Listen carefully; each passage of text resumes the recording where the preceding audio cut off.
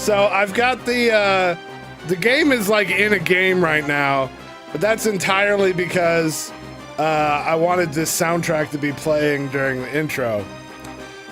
Tonight on Retro Night, we are beginning our playthrough of Warcraft 2. I have so much love for this game, you have no idea. I adore it. Love this game. Hello everybody! 20 Brian P, Silver Millsy, Overkill Bills, V-Dub Runner, Dram Rabbit, Cannibals, Squirrel Nutty, El Gefe. I saw a tactical pinup earlier. I think Dubstep's around somewhere. Yeah, this is Tides of Darkness. Alright, let's get back out into the main menu here. Wait, no.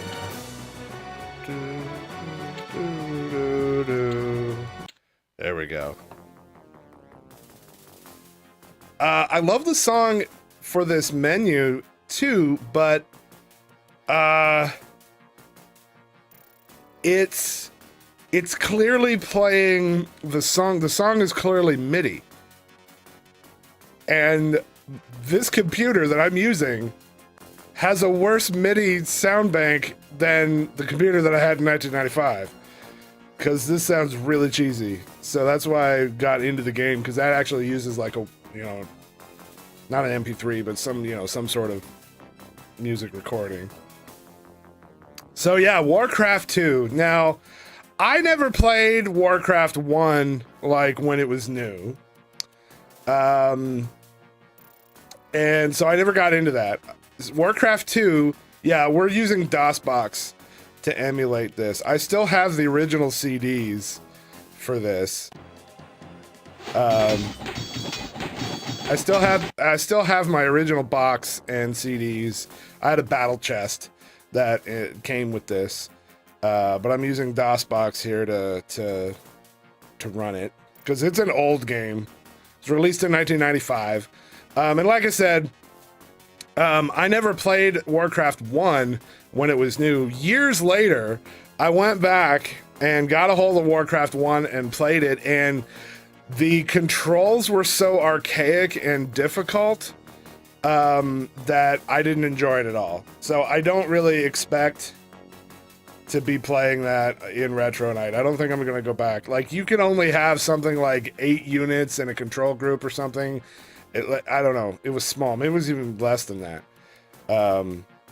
And it was just really, it was painful for me to play. I didn't enjoy it. And that's largely because I didn't play it when it was brand new. You know what I mean? So Warcraft 2 was my introduction. Oh, haha. We'll watch the cutscene. It changes resolution. Did you see that? That's part of the thing with the emulator. The emulator just changed because I'm playing windowed. And so it's not changing the monitor resolution, so that's why the thing popped up there. You have to use your shortcuts to move, etc., and it's really hard. Yeah, that's what it was like. I didn't enjoy it. That's how I felt about Elder Scrolls Arena. Yeah. So yeah.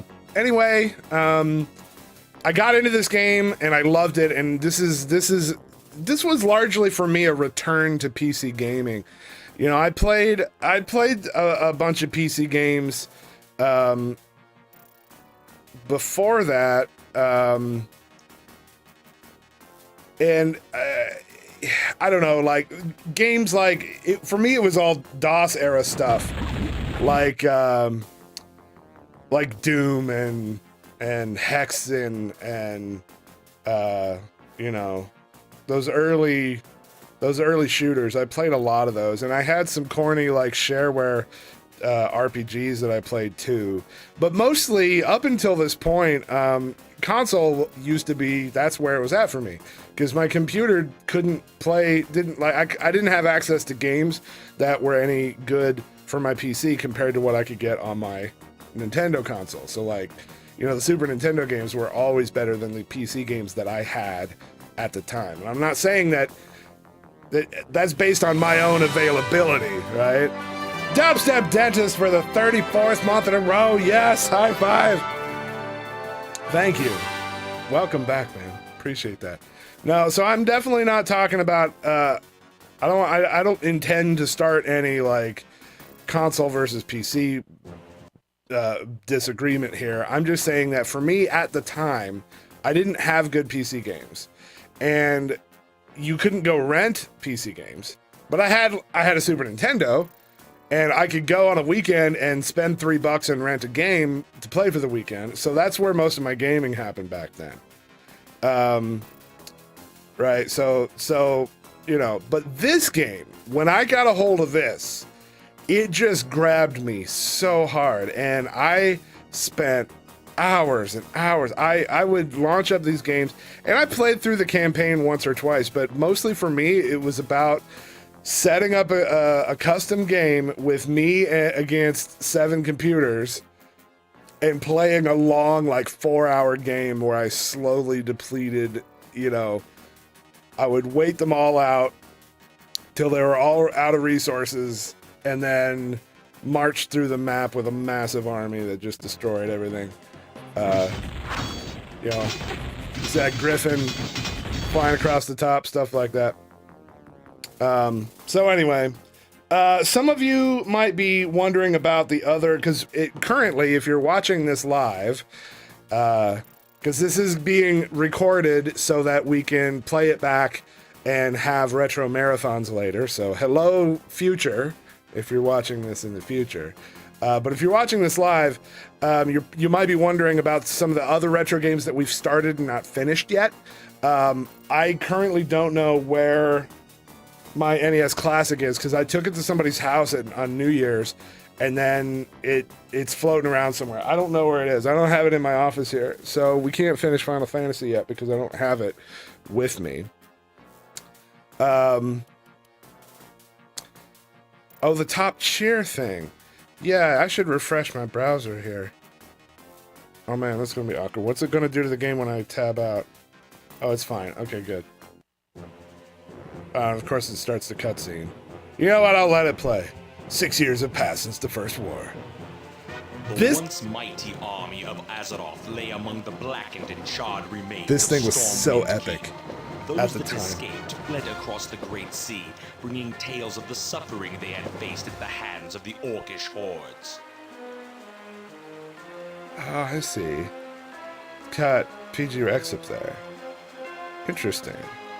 He's not the top of all time, so I wonder how far back that was. Eager to engage in battle once again, the orcs constructed ships of war to bear them across the Great Sea.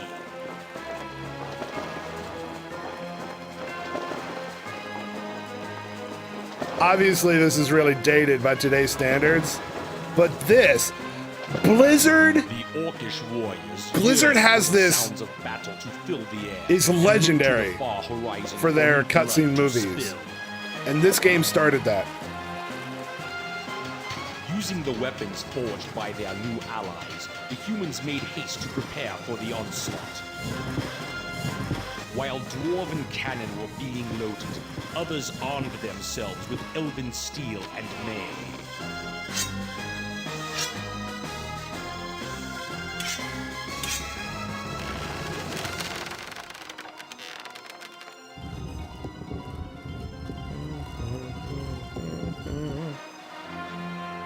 Now, united in arms with new allies against a common foe, mankind stands at the shores of destiny and awaits the coming of the tides of darkness. The shores of destiny.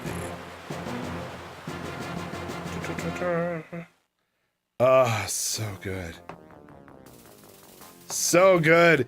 So yeah, Blizzard, as long as I can remember, Blizzard is legendary for their reputation for amazing cutscene movies like that. And this is the game that started it. This is the game that started it. For the time, that was mind-blowing, that cutscene right there. And I remember how awesome that was. Now, this artwork, another thing I want to draw your attention to here. This artwork, there's a signature on it. Do you see this? Metzen. Does the name Chris Metzen ring a bell? Chris Metzen